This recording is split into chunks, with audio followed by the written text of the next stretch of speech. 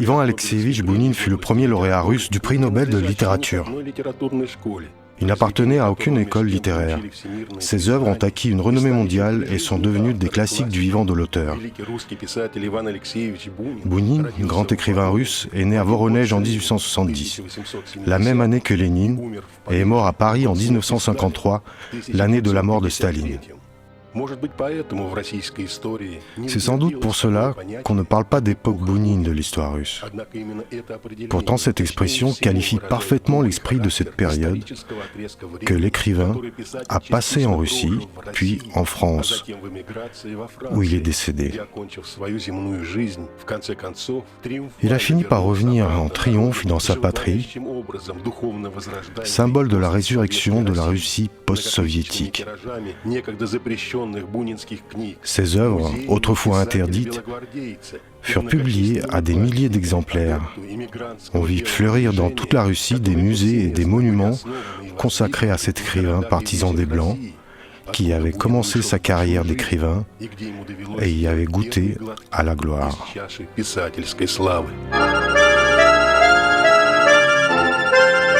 Les trois vies d'Ivan Bounine. Un film d'Alexandre Nikonov.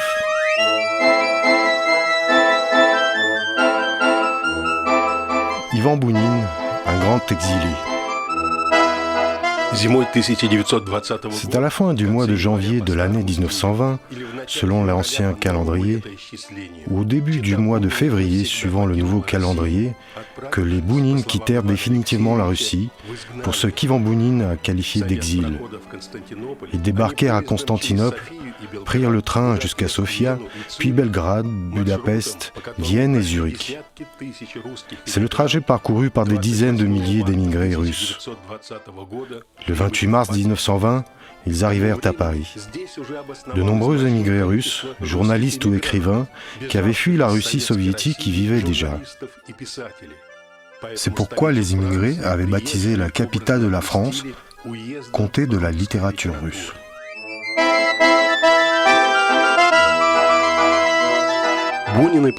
Les Bounine s'installèrent dans la rue Offenbach, dans le quartier de Passy, que le poète russe Balmont surnommait la rue Arbat de Paris.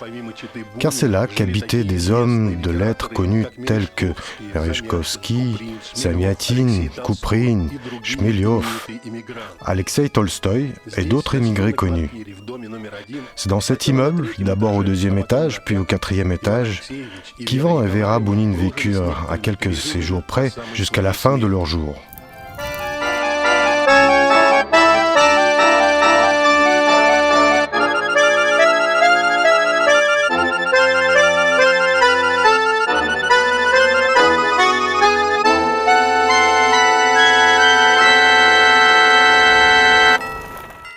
C'est ici qu'en juillet 1922, le couple se maria dans la mairie du 16e arrondissement de Paris.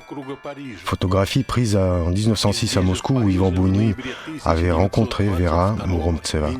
Et c'est toujours à Paris qu'en novembre 1922, ils célébrèrent leur mariage religieux dans l'église Alexandre Nevski de la rue Daru. À défaut de chanteurs, ce sont le prêtre, les psalmistes et les témoins, parmi lesquels on comptait l'écrivain Alexandre Kouprin, qui accompagnèrent la cérémonie.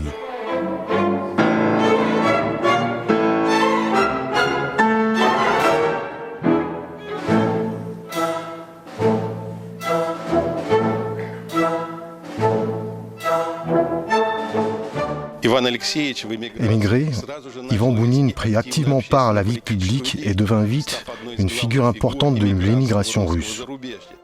Dès 1920, à la tête de l'Union des écrivains et des journalistes russes, il appela à la lutte contre le bolchevisme et les bolcheviks. Ce qui lui valut, en Union soviétique, le surnom de « Garde blanc Bounine ». Le bureau de Bounine reconstitué dans le musée Bounine d'Orlov. Le pouvoir soviétique avait bien raison. En effet, dans le célèbre manifeste « La mission de l'immigration russe », prononcé par Bounine en 1924, il décrivit ainsi la dernière des 3 révolutions russes. Il y avait la Russie, une grande maison qui se tenait éloignée des affaires, peuplée d'une famille puissante, édifiée par les soins de nombreuses générations pieuses, à laquelle donnait sa lumière la mémoire du passé et de tout ce qu'on nomme le culte de la culture. Qu'est-elle devenue? Pour en avoir renversé le gérant, on a payé le prix fort de la dévastation de toute la maison, d'un fratricide sans égal, de cette farce sanglante, cauchemardesque, dont les conséquences terribles sont innombrables. Durant les premières années de sa vie en France, Ivan Bounine a peu écrit de textes littéraires. Pourtant, ses livres continuèrent à être publiés. Au début des années 1920, à Paris, Berlin et Prague, furent publiés des recueils de récits écrits avant leur révolution. La renommée de Bounine grandissait, ce qui lui valut l'intérêt de la presse française, d'écrivains et d'hommes politiques. Parmi ceux qui entendirent la voix de Bounine, on compte des écrivains de renommée internationale, tels que Rilke, Jérôme et Romain Roland, qui fut le premier, en 1923, à présenter la candidature de Bounine au prix Nobel.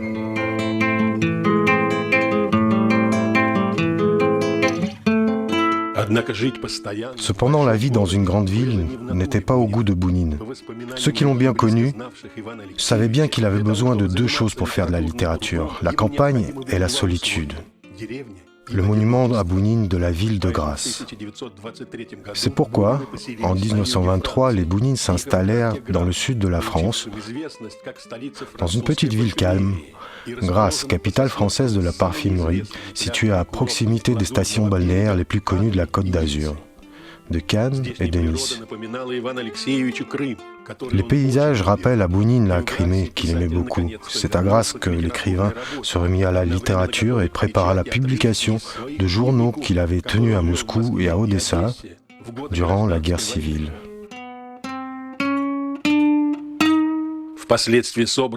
Des fragments furent publiés à Paris de 1925 à 1927. Sous le titre « Des jours maudits » dans le journal de l'émigration russe Renaissance. Nombreux sont ceux qui me demandent et qui se demandent « Mais pourquoi Grasse ?» Comprenez bien que Grasse remplaçait sa campagne de Glotovo. Il ne parvenait pas à travailler à Paris. Paris, c'est la capitale, ce sont des rendez-vous sans fin, des soirées. Comment y travailler? On n'y trouve aucun répit, on est sans cesse dérangé par les appels, les invités. Certes, il allait à Paris, il avait besoin de voir des gens, de participer à des événements, de corriger les épreuves de son livre, etc. Mais c'est à Grasse qu'il travaillait. Il en allait déjà ainsi avant la Révolution. Tantôt il allait passer l'hiver à Capri, tantôt il restait dans sa campagne de Glotovo pour écrire. Il lui fallait la paix, le silence et personne pour le déranger. On venait lui rendre visite à Grasse, mais il gardait son rythme. Il allait parfois à Nice, à Cannes, bien sûr. Il se baignait l'été, il y avait des rendez-vous, il passait à la bibliothèque, il lisait comme avant beaucoup. Malgré cela, il avait un rythme bien rodé. Il travaillait toute la matinée jusqu'au déjeuner. Il ne déjeunait pas comme nous à 14h, mais plutôt vers 17h. Lorsqu'il écrivait, il ne se ménageait pas, alors même qu'il était malade. Le couple vivait tantôt sur la Côte d'Azur, tantôt à Paris, où Ivan et Vera Bounine revenaient uniquement pour passer l'hiver. Ils louèrent à Grasse une petite maison au nom pompeux de Villa Belvédère. Son seul luxe était une vue magnifique sur la vallée, les montagnes et la plage de Grasse. Les fleurs, les bourdons, l'herbe, les épis, l'azur et la chaleur du midi.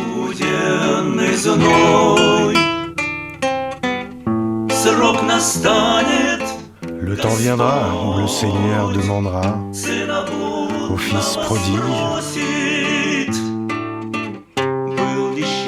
as-tu été heureux? As-tu été heureux au cours de ta vie terrestre?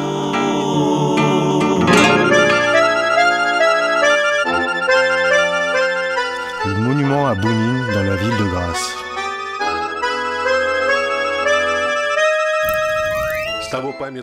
Depuis, le lieu a bien changé, mais pas le paysage.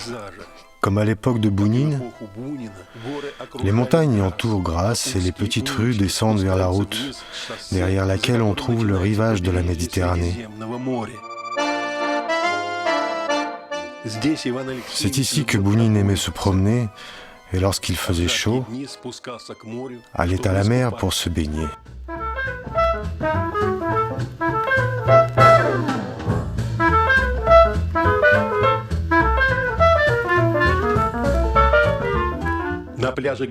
C'est sur la plage de Grasse que le destin a réuni le maître de la littérature russe qui avait alors 55 ans et Galina Kuznetsova, poétesse débutante de 25 ans que Bounine invita à s'installer dans la villa Belvédère en qualité d'élève. C'est ainsi que commença le dernier drame amoureux de la vie d'Ivan Bounine. Partant du principe que le poète, tel Jupiter, peut tout se permettre, il installa sous le même toit deux femmes, l'une son épouse, l'autre qui devint sa muse. Peu après, Bounine accueillit un autre élève, le jeune écrivain Léonid Zourov, que Bounine invita à s'installer dans la villa. La suite de l'histoire aurait pu servir de trame à un bon roman d'amour si elle ne s'était pas finie de manière si dramatique. La chanteuse Marguerite Stepoun, invitée à la villa, et la jeune poétesse tombèrent amoureuses. Ivan Bounine, qui n'avait pas envisagé un tel dénouement à sa relation, mit longtemps à surmonter la rupture avec cet élève qui s'était jeté dans les bras d'un autre mentor.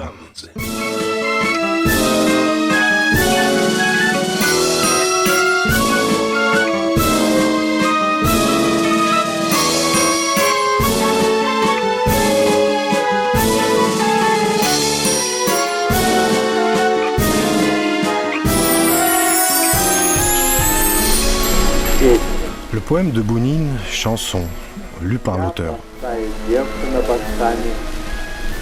Je suis une simple fille dans son pré. Lui est un pêcheur, un homme joyeux. La blanche voile s'enfonce dans le Liman. Il a vu tant de mers et de rivières.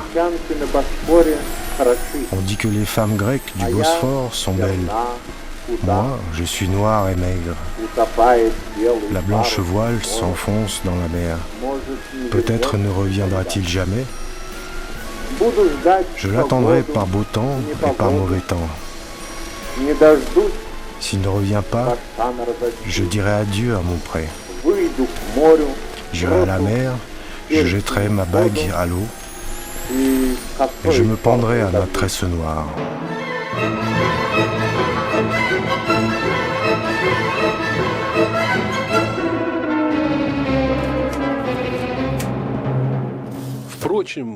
Cette intrigue compliquée n'empêcha pas Bounine de s'adonner chaque jour à la littérature. On croit en général que loin de sa patrie, le talent d'un écrivain faiblit. Pourtant, c'est à Grasse, sous le soleil de la Provence et au son des cigales, que le poète amoureux écrivit l'une de ses plus belles œuvres en prose, le roman de la vie d'Arséniev. Ce roman a grandement influencé la décision du comité du Nobel d'attribuer le prix de littérature à Bounine. Ivan Bounine devint de son vivant un classique de la littérature mondiale du XXe siècle.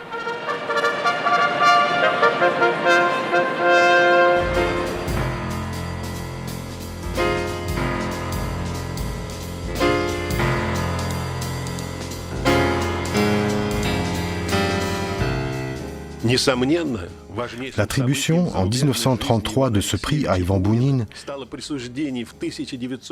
joua un grand rôle dans la vie de l'auteur.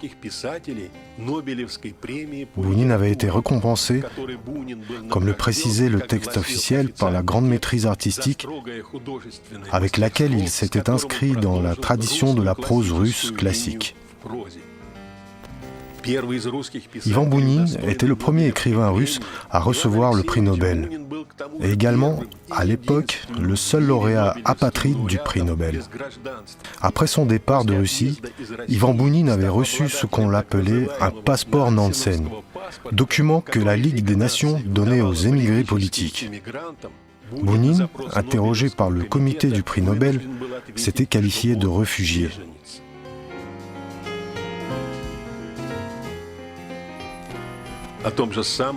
Il en parla également lors de la cérémonie de remise des prix qui se déroula le 10 septembre 1933 dans la grande salle de concert de Stockholm.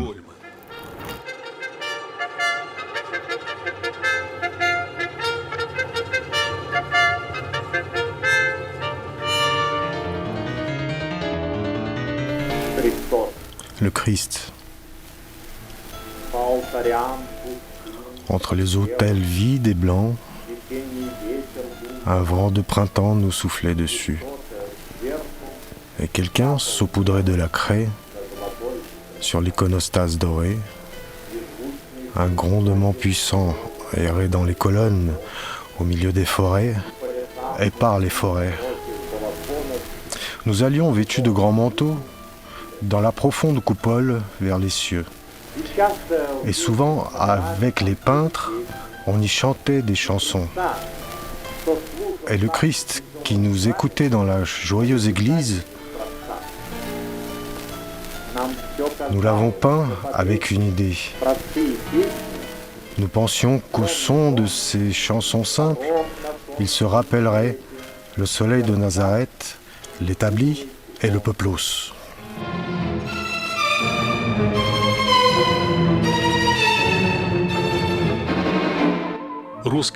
Le milieu de l'immigration russe en France, comme dans le monde entier, vit dans l'attribution du prix Nobel à l'écrivain exilé un triomphe de l'immigration.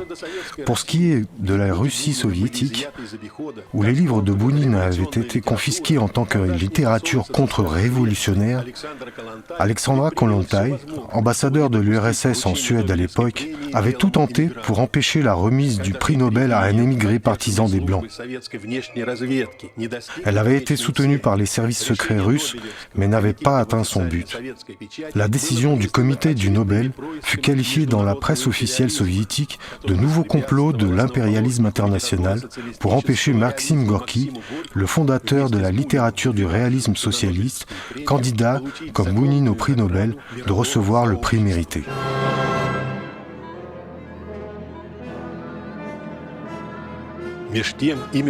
Le nom de Bounine acquit alors une renommée internationale. On traduisit ses œuvres en de nombreuses langues. Entre 1934 et 1936, une édition de ses œuvres en 11 tomes fut publiée à Berlin.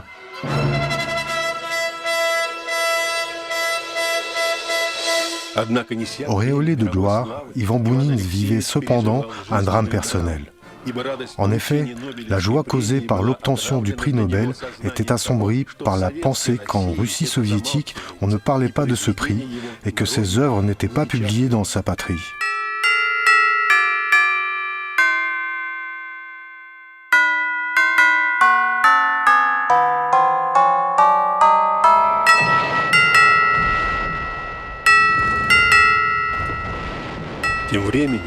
Le destin préparait de nouvelles épreuves aux lauréats du prix Nobel. Le 1er septembre 1939 commença la Seconde Guerre mondiale. Ivan Bounine se souvint ainsi de ce jour. La radio nous informa que les Allemands étaient rentrés en Pologne et que le lendemain commencerait la mobilisation générale en France. Peu à peu, les Bounine et leurs proches déménagèrent dans la villa Jeannette. Elle se trouvait en haut d'un ravin escarpé à la sortie de Grasse, non loin de la route de Napoléon.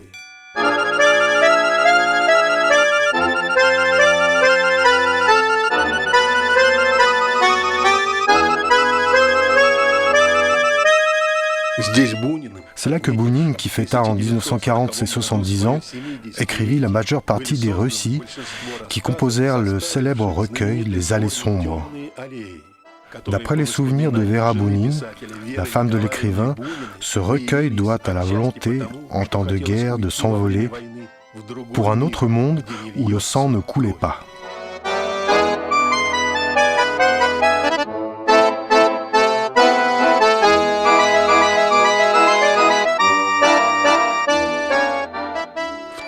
À cette époque, Evan Bounine et son entourage vivaient dans le besoin. Mais malgré la pauvreté et malgré son opposition au pouvoir soviétique, Bounine, durant les années d'occupation nazie de la France, ne céda pas à la tentation de collaborer avec les nazis, qui étaient la seule force politique capable de libérer la Russie des bolcheviks.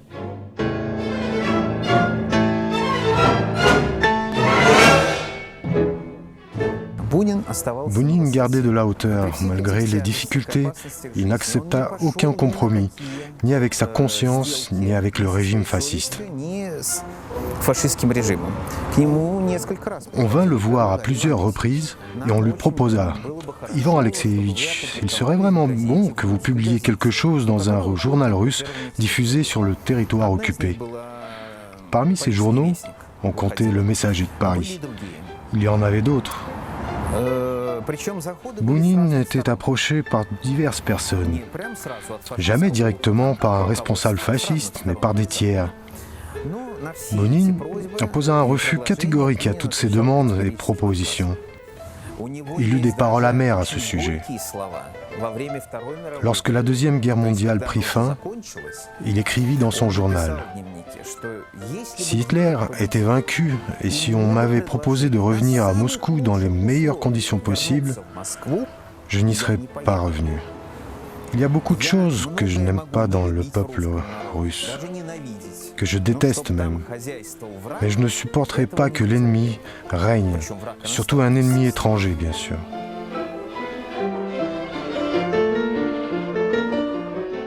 Finalement, la guerre réconcilia Bounine avec le régime des bolcheviks qu'il avait maudit.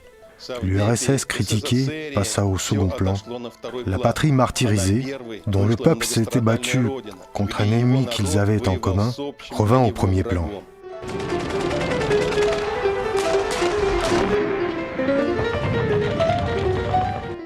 Lorsque les Allemands attaquèrent l'URSS, Bounine accrocha au mur de son bureau une grande carte de l'Union soviétique. Lorsqu'il entendait à la radio les nouvelles du front, il marquait l'avancée des troupes de Hitler. Smolensk, Moscou, Efremov, Elets, Voronej. C'étaient des villes que Bounine avait connues du temps de son ancienne vie. Mon Dieu, s'écriait-il avec amertume, c'est la Russie profonde. C'est là que j'ai vécu, c'est là que je me promenais.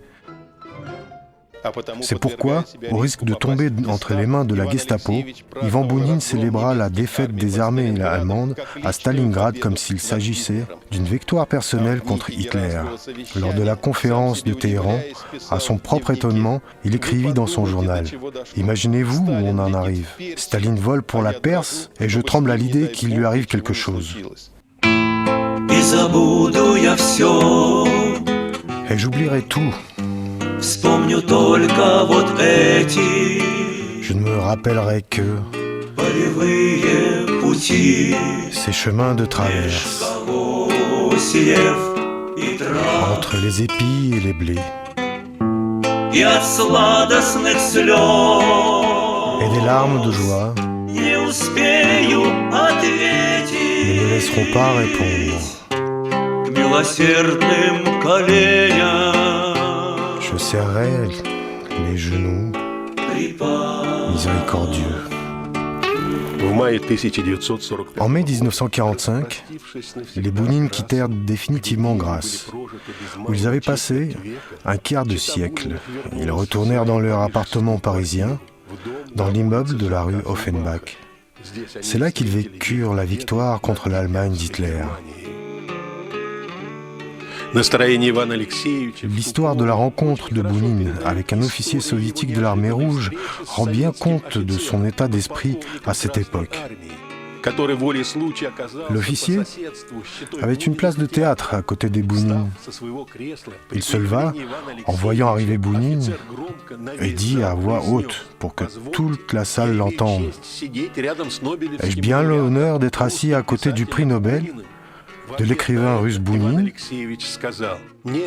En réponse à cela, Bounine dit « C'est moi qui ai l'honneur d'être à côté d'un officier de l'armée russe qui a vaincu l'Allemagne d'Hitler. »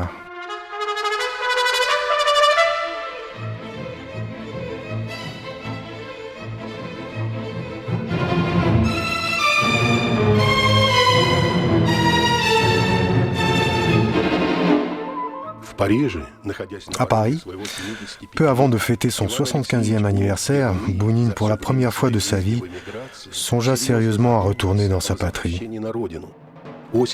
À l'automne 1945, il fut invité à l'ambassade soviétique à Paris pour un petit déjeuner avec le consul.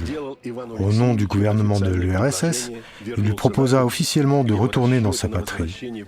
En prévision du retour de Bounine, on avait déjà commencé à préparer l'édition d'un recueil d'œuvres choisies du prix Nobel. Cependant, l'écrivain, après réflexion, déclina cette invitation et s'opposa à ce qu'un recueil soit préparé sans son accord et sans qu'il puisse choisir les textes. À la suite de quoi, le projet d'édition des œuvres de Bounine fut abandonné.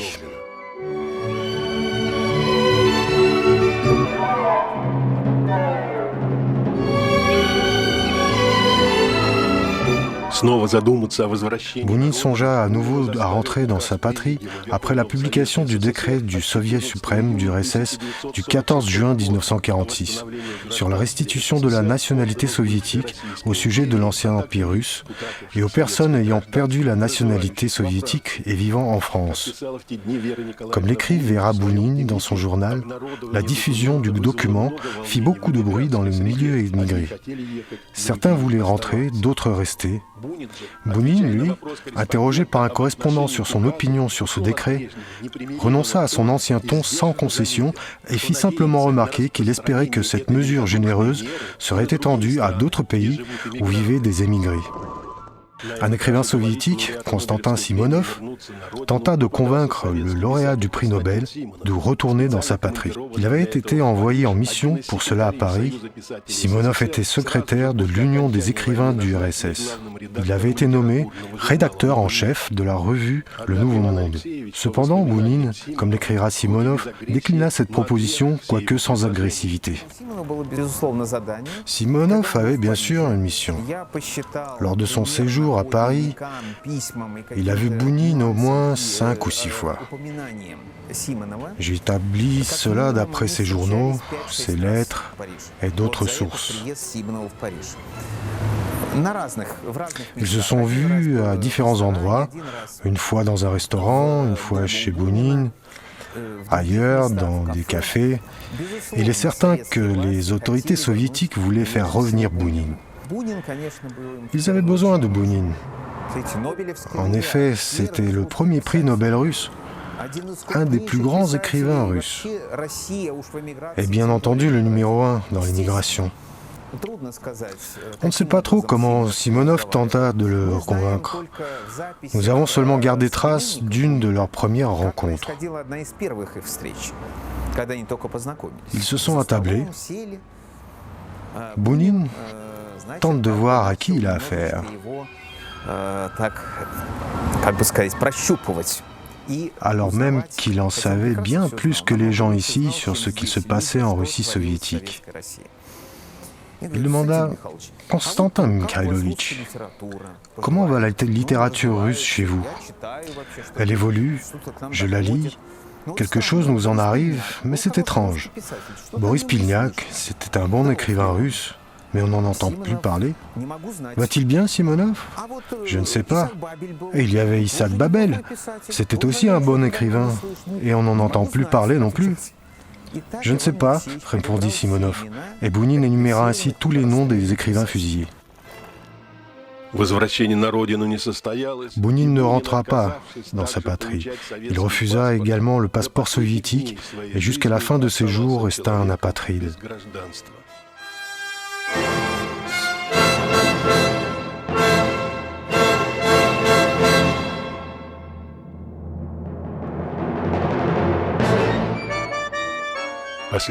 Bounine passa les dernières années de sa vie dans la misère.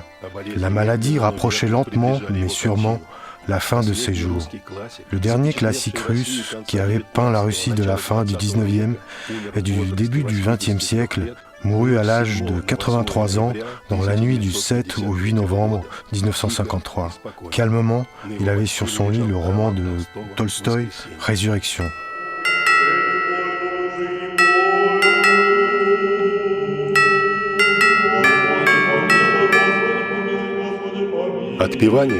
Il eut un enterrement solennel auquel assistèrent de nombreuses personnes. Dans l'église russe Alexandre Nevski de la rue Daru à Paris, où en 1922, les Bounines s'étaient mariés. À cette occasion, les journaux russes, comme français, publièrent de longues nécrologies. En URSS, la mort du premier prix Nobel de littérature russe ne fut mentionnée que dans le journal de la Pravda, qui publia un court communiqué du TASS.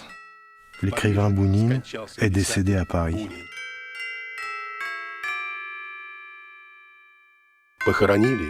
Bounine fut enterré dans le cimetière russe de Sainte-Geneviève-des-Bois, près de Paris. 7 ans et demi plus tard, Vera Mourontseva Bounine, sa fidèle épouse, le rejoignit.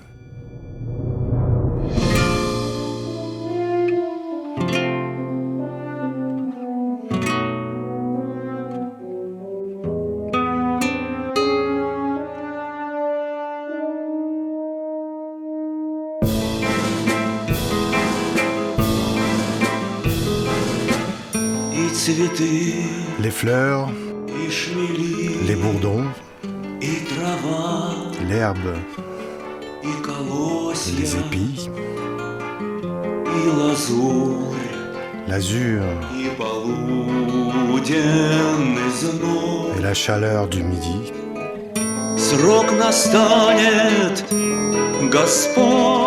Le temps viendra où le Seigneur demandera au Fils prodige: as-tu été heureux? As-tu été heureux au cours de ta vie terrestre?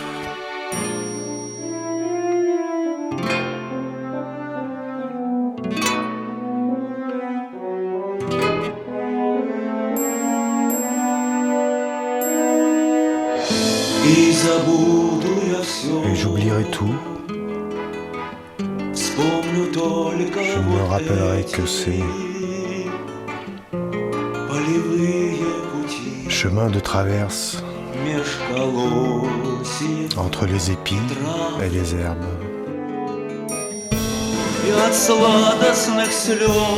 Et des larmes de joie qui ne me laisseront pas répondre.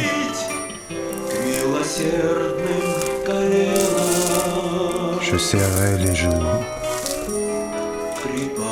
miséricordieux.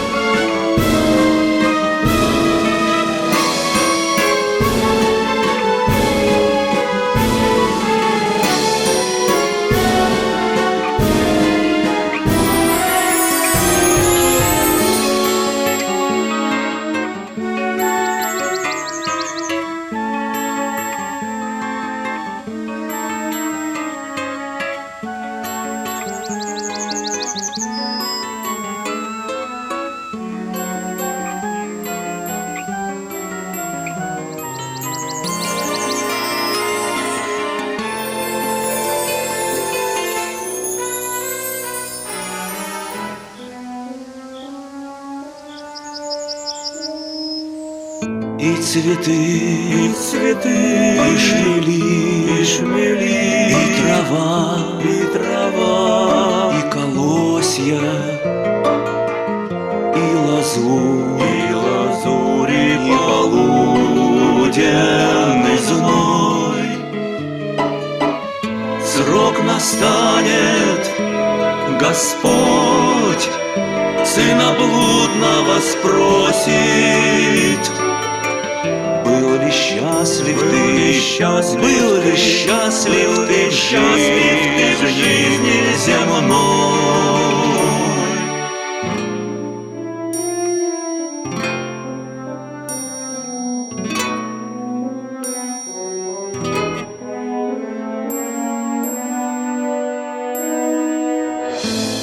забуду я все, не забуду я все. Вспомню только вот эти, полевые пути, полевые меж пути колосьев и трав. И от сладостных слез, не успею ответить,